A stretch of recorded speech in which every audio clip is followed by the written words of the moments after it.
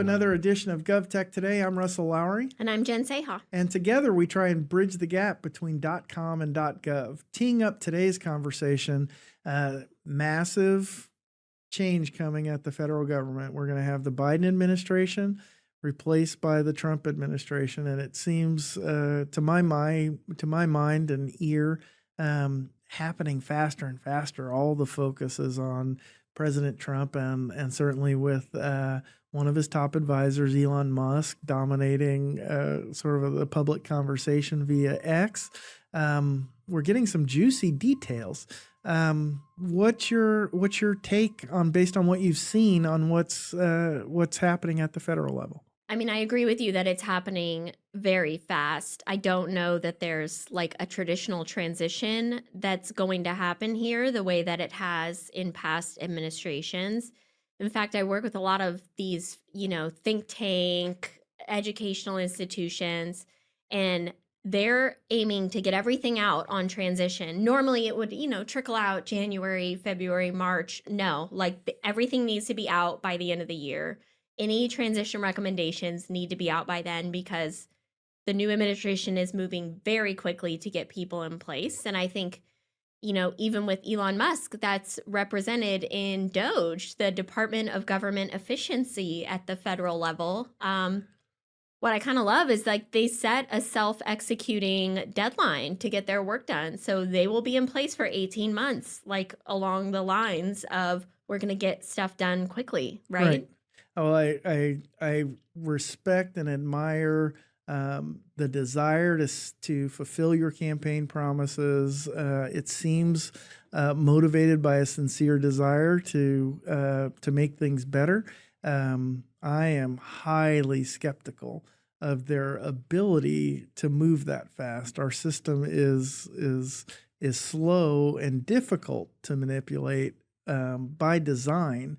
You've had some experience in California where administrations have pledged to be disruptive.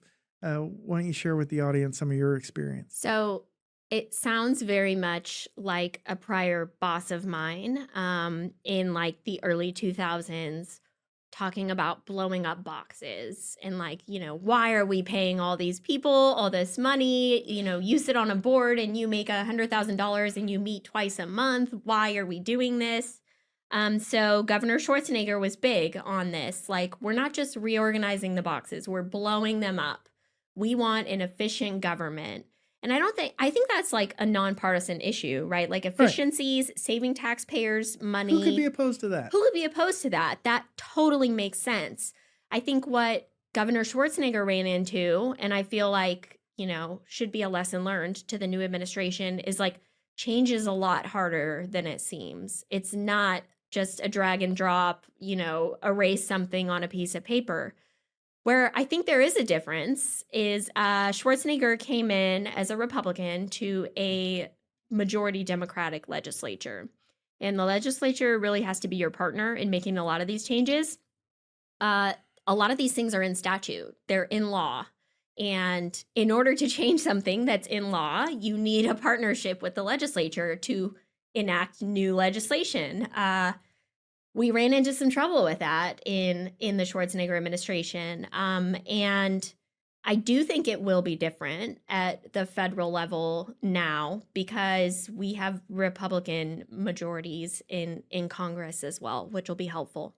Well, there's still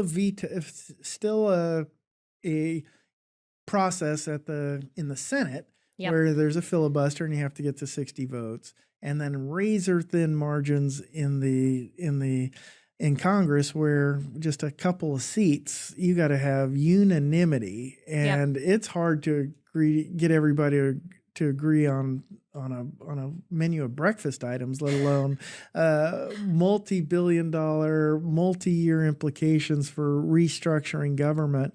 Well, and then we're not even talking about all the interest groups that come into play, right? Everyone's for government efficiencies until it hits your wallet or your job or your district's employment rates. So, I mean, a lot more comes into play that just slows these things down. The way I was looking at it, the president will certainly get a budget reconciliation act done, and that will likely happen sometime around the first 100 days. That has to get done.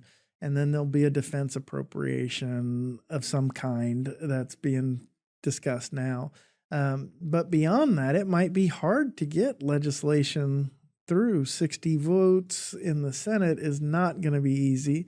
And so I'm really focused on the budget reconciliation and tracking everything I can related to that. And I've seen some interesting things in the cyberspace and things that are happening.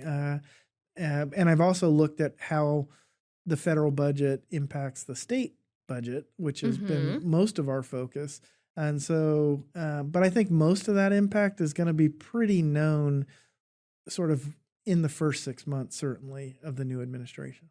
I kind of love the Doge focus on technology. Like, we've seen some rumblings lately about, archaic technology systems at government, which is not news to anyone in this room, certainly, or that listens. But I do like the fact that you have Elon Musk, who is a pioneer in technology and recognizes the value of investing in technology. Like, I think that bodes well for the industry. Right. What doesn't bode well for the industry is anyone who's been selling into the industry and trying to do shady stuff, like charge people at different departments higher rates than they're charging someone at other departments. I mean, the idea of transparency, and we've talked about it on this podcast, the idea of transparency, looking at the data and using that data to help pressure the vendor community, and frankly, the vendors themselves, but also the government people that are buying from these vendors.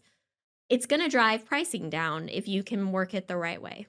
Are there specific areas where I've seen, I think I saw an effort where they were saying the percentage of spending that is on maintenance of decrepit old systems at the federal level is extraordinarily high, and that seemed to draw Mr. Musk's attention. So that would mean ripping and replacing different kinds of infrastructure if you're talking about that kind of upgrade. Or is it we're talking about software and you've just got outdated software that you It could be that. Like, I saw something about, we're not even using the software licenses that we're buying. Again, another topic that we've talked about in the past. I think the mainframes take a lot of flack. Like, I know mainframe business really well, and I do think it's an incredibly versatile and secure way to store data. Right. It's not as sexy as clouds, but maybe we'll do another episode on that in the future. Like, I work with a couple mainframe companies that really do a great job of talking about the future of mainframe. It's not going anywhere. It's in 80% of government departments. I bet you that holds true at the federal level. Certainly nationally, 80% of government departments are on a mainframe. I know so many banks, and they're investing in fintech is huge, and so much bank data is also on mainframes. There's a rationale and reason other than inertia for it. Right. Like, don't sleep on the mainframes. All right, it's sort of I know. We got to put a button in that future episode. But can you get us a mainframe guest? Can we get yes. All right. I have one in mind already since sitting here talking. We'll follow up on that. But look, technology spending in surplus, in deficit, technology spending never decreases. Well, let me tee that up as you dive into it. When I was looking at it, about a third of the California budget is federal spending, and about 75% of that is healthcare. So there's a significant tension between Governor Newsom and President Trump. Sure. They're spitting at each other on the news. To the degree California takes a hit or government spending is impacted at the federal level, the state budget, the economy's doing pretty good. Knock on wood. Knock on wood. 30 of the 50 largest AI tech investors, IPOs, are in California. So that portion of the state budget is holding up pretty well. So my forecast is for a pretty, I mean, we have some issues to work out, but the state budget's in pretty good shape. So when you look at tech spending and that kind of forecast, how do you look at the analysis on tech spending? I think it sort of isolates itself from the normal budget fluctuations that we see. Mm-hmm. Because when the economy is down, when we're in a deficit, we use tech to gain efficiencies. And it means the vendor community changes their messaging, right? You can save money by implementing this new technology, which is totally true. Like you Right. can in a lot of these areas. You look at those, outdated end of life systems that you're spending money on, and let's replace it with something new and cheaper. When you're flush with funds, technology also does well. Like, I don't want to say it's recession proof because it's certainly not. Like, when things get paused or cut, technology has a part of that.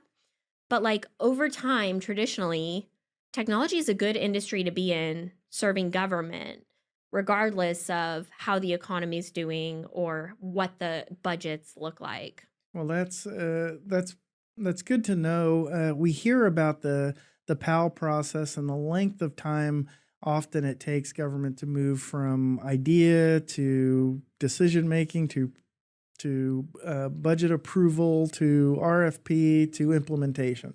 So to push pause in response to temporary budget fluctuations can make that process even longer, which Sure. might make the technology obsolete before it's ever purchased. I mean, it's not perfect. Like, don't get me wrong. It's not all sunshine and rainbows. There are a lot of problems with the way government procures technology in general. We touched on a number of them on this podcast in previous episodes. So you do have to be very patient. And sometimes in a down budget, you have to be even more patient, right? Like we're pushing, we don't have the money to do this right now. We're going to do it. Right. Sure, we're always going to do it. You don't see a technology project saying like, no, we changed our mind. Like we're going to stay with that old outdated system forever. But it does, kick the can down the road, another Schwarzenegger term, if I may. It does happen. And so it's patience, it's learning to talk through your management as a company and justify that to, a lot of these companies are selling to private equity. Private equity is like, hey, I want numbers every single month.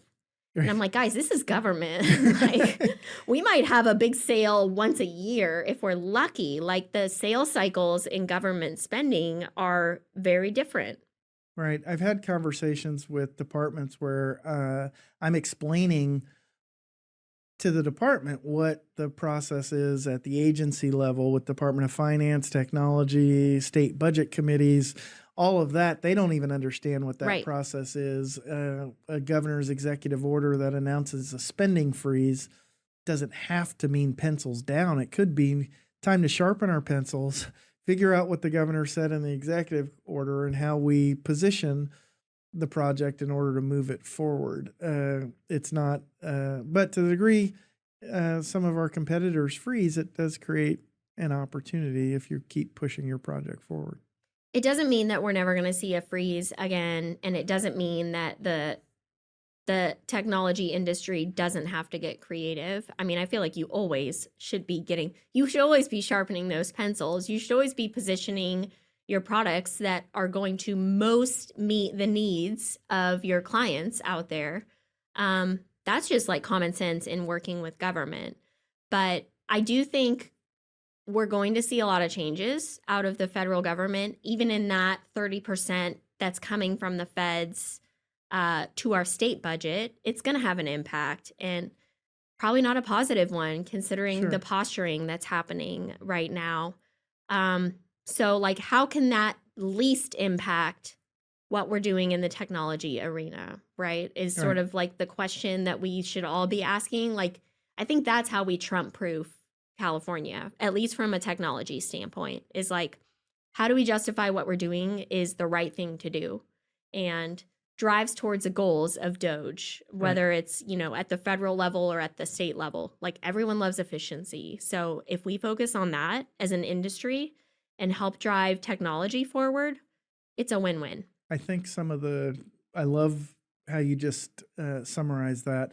I think a big gap in how we think about it is, to the degree we have technology companies that are talking to technology agencies and departments, they're talking about the technology instead of focusing on how are they making people's lives better. What's the human impact of the technology that's going to drive an outcome that policymakers care about. And I can't tell you how many use cases or, we have this about the cool stuff our technology does. And I'm like, you got to scrap this and start over. Like, it's how are you solving a problem for them? Right.